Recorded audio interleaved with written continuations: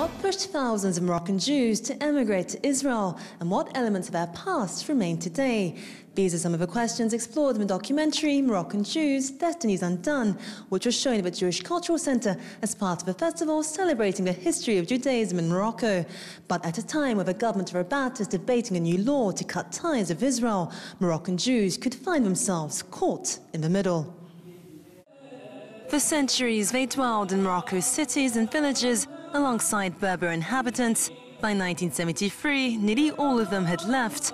Gone but not forgotten, Moroccan Jews remained strongly attached to their origins, despite their love for Israel. But a new bill threatening to cut ties with the Jewish state could force them to take sides. It will only deepen their identity fracture, and this sense of torn identity will be felt most among people who are nostalgic about the Moroccan past, which I can understand. I don't condemn it at all. But this bill has cast a bombshell, if you like, and even if it doesn't go through, it's still a dangerous bill and ultimately very sad. It's especially sad for those who still hold fond memories, but for those who know their history, it can be seen as a logical chain of events. And it's this complexity that the Paris Jewish Centre wanted to highlight by offering spectators a different look at Moroccan culture. If some Moroccan Jews remain nostalgic about their past, others hold painful memories. I leave Morocco in 1967. It's a six-day war, and now I am a part of Israel. But I'm all the time, my destiny, my personal destiny is with Morocco and Israel. Tensions sparked by each Arab-Israeli war forced thousands of Jews to emigrate in the 1960s. They left their belongings and friends, often for an unknown future. But with their departure, Morocco also lost a large part of its history, which until recently was not taught in any school. I was in Saznars, it's a small village in the southern Morocco.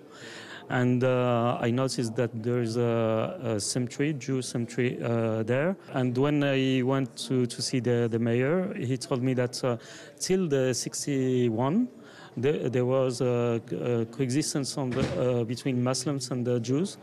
And then after 61, they left Morocco. I started from this point to think about the history of my country.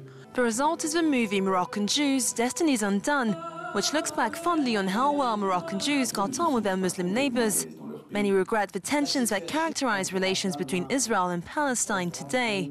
The coexistence between Jews and Muslims in Morocco could be considered as a sort of path that the Arabs and the Israelis could follow, and in order to settle the lasting peace in the Middle East.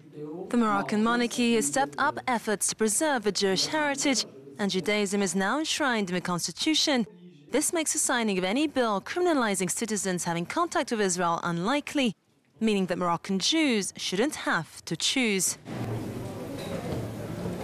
At its peak, Morocco's Jewish population numbered 300,000. Today, there are just 3,000 left. Many emigrated to Israel in 1967 during the Six-Day War, which aggravated tensions between Jews and Arabs. But despite their troubled past, Moroccan Jews remain proud of their double identity. They're the living example that coexistence between the two communities can and does exist. I'm Christina Rokello for JN1 in Paris.